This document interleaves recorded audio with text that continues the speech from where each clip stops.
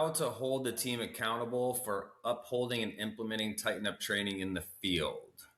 It sounds like, they're going through the tighten up training. They know how to wrap, pack, load, but they're getting sloppy in the field. And I think part of that is probably a leadership issue. Your crew leads on the job are not upholding the standards of the company, and there's probably not disciplinary actions for them not upholding those standards. So I think, honestly, like a sit down with your crew leaders and maybe everybody after that, and just talking about what the importance of upholding the standards that we're selling the customer when we're giving the estimate, and kind of following through that through the whole move and what's in it for them. All these movers want to know, what is in it for me?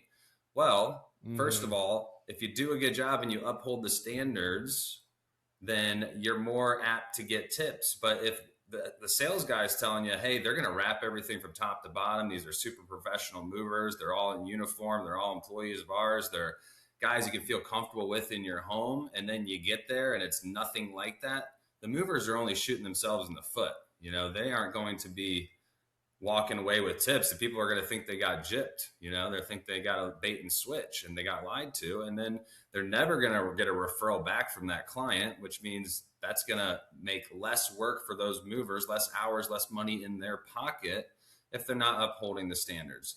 And you kind of just got to have an iron fist. Like, this is the way we do things. And if you can't do it that way, we got to let you go.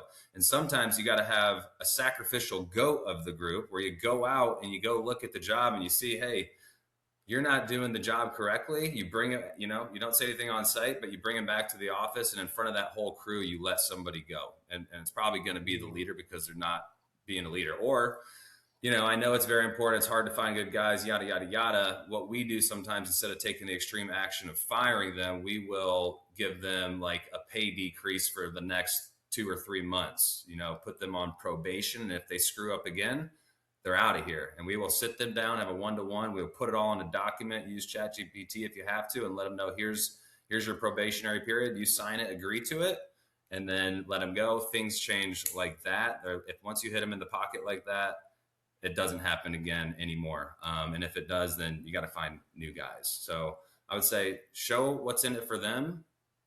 Make sure there's disciplinary actions for them not fulfilling it, and just remember, tips, they're going to get more tips. They're going to get more jobs. They're going to get more hours for doing the job that we're promising the customer we're going to do.